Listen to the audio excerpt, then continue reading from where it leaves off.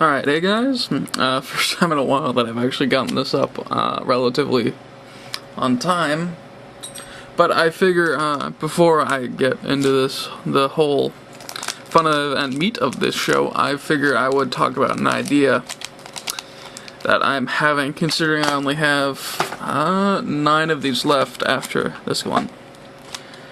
So yeah, basically, as you obviously know, buying a booster box is not incredibly cheap, and while I do actually have a PayPal thing set up for possible donations, which I don't expect at all, because if anyone else playing out there probably wouldn't pay for me to get more cards, because that's just not a logical thing.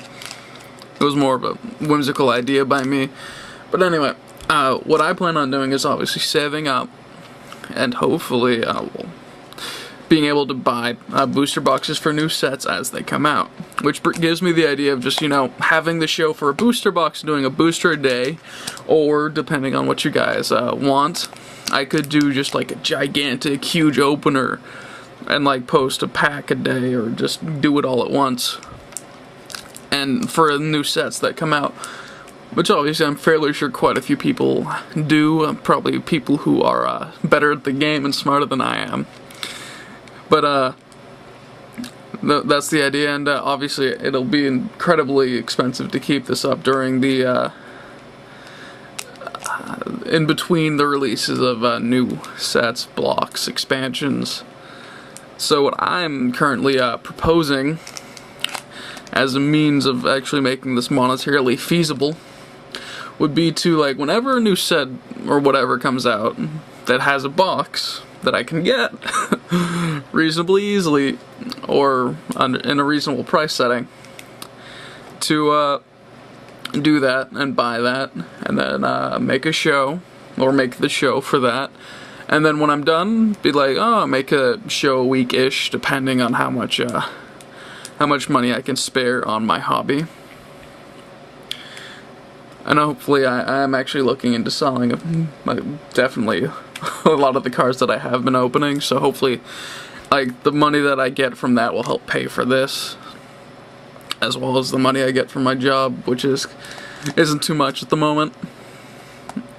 But yeah, that's the plan. So obviously, once this is hopefully before we get to the final pack, or after the final pack, I have officially decided on what I'm doing, but give me feedback. Obviously I do this for you guys. I mean, sure, this is fun for me, but I mean,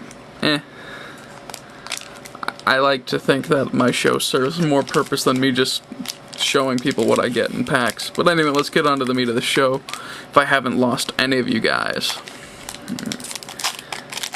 Yeah, feedback is always welcome. You can tell me if I'm wrong too, even though I will probably disagree with you, because I like to. Alright, first up, Goblin Tunneler, Lay Bare, Growth Spasm, Battle Rampart, Merfolk Observer, Ulamog's Crusher, Leaf Arrow, Jawari Scuttler, Harmless Assault, Wrap in Flames, Pawn of Ulamog, Praise Vengeance, Brimstone Mage, Umbra Mystic, Swamp, and Eldrazi Spawn. Actually kind of like the art on that one. Alright, let's get down to this. It's an interesting thing. I think this would play reasonably well into Goblin decks, since, from my understanding, there aren't that many Goblins out there that are gigantic, but I mean, this definitely would give you a couple free beats if you have the ways to do it. And then obviously if you have more than one of these in play, it makes their clock shorter unless they have removal to deal with either this or the creature that's attacking. Lay Bare, I love the art still. Still decent counterspell, obviously a bit more expensive than the other ones that are not standard legal or tournament legal, unfortunately, but yeah, I like it. Growth Spasm, I still think is very useful, because not only do you get an extra land, so it's mana acceleration, but on top of that you get another thing for mana acceleration with the Eldrazi spawn. Battle Rampart, I think, reasonably useful, especially with, I don't know, there's quite a few goblins out there that have haste. as well as I think there might be a few that give every goblin haste. I can't remember, to be honest. But I mean, this would definitely suit you if you're trying to get your gigantic guys out there to do damage, especially if you're on a short time setting yourself. Merfolk Observer, also fairly nice. I mean, it's no Jace, but at the same time, you still get a peek at what's coming next turn, or you can be like, look at theirs and be like, oh, so you have a chance to plan ahead. Yeah, that's nice. And it's also a 2/1. Ulamog's Crusher. Oh, how this card is pure shenanigans, especially in a slow format. And for those who have actually seen my green deck, my red-green deck, that you know that if I have my Locus of Mana out, this would be amazing, especially if I can build up on it. But anyway, this card is incredibly good, especially considering you can still get things like Mask of Riddles, which if you put Mask of Riddles on this guy, that's not fair anymore. But yeah, I think he's very, very useful. Sure, he can't block, but if you're swinging with this guy, I don't think you really care about blocking. Leaf Arrow, it's 3 damage to a flying creature, and thankfully doesn't have to be attacking, so yeah, and it's an instant, so keep one up just in case. Jabari Scuttler. In this, like, in Eldrazi, I mean, you're not going to get much out of this.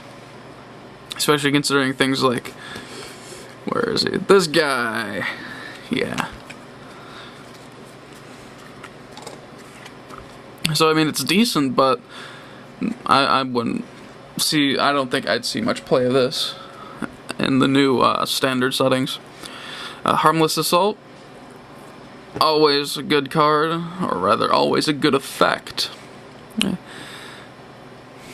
I mean, it costs 4, 2 white, 1, well, 2 colorless, and yeah, and also the art's actually kind of neat. If this thing will focus. You know, a lot of I just realized, same artist, interesting. Anyway, yeah, so decent card. Wrap in Flames. Great if you don't want them to block your guys, or if you want to get rid of their Eldrazi spawns. If they really are amassing that many, though, you're probably kind of screwed at that point. Pawn of Ulamog.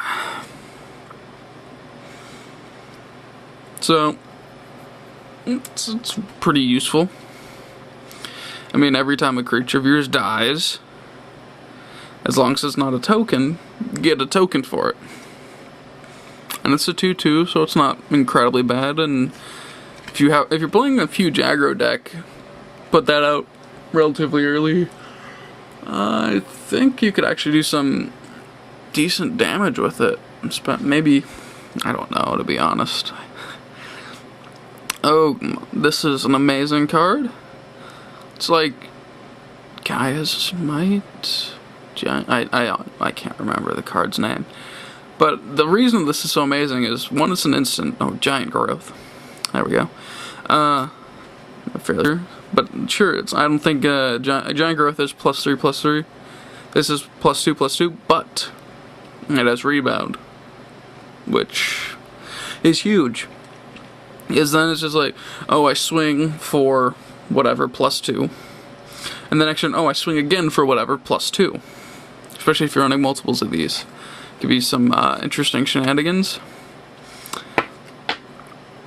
I actually think Brimstone Mage is pretty decent. He's a bit expensive to level up. Not a bit expensive, he is expensive. But, I mean, you get what you get out of him for relatively fast. Like, if you can level him up 1 turn, there you go, you get a pinger. Level him up for 3 turns, you get a decent pinger. Or, all pingers are decent, but a better pinger. So, yeah. I mean, he definitely would serve his purpose, but I'm not too sure how many times people would let him get to level 3, especially considering he dies to... Well, even at level 3, he dies to Flame Slash. I think... Yeah, it does 4 damage.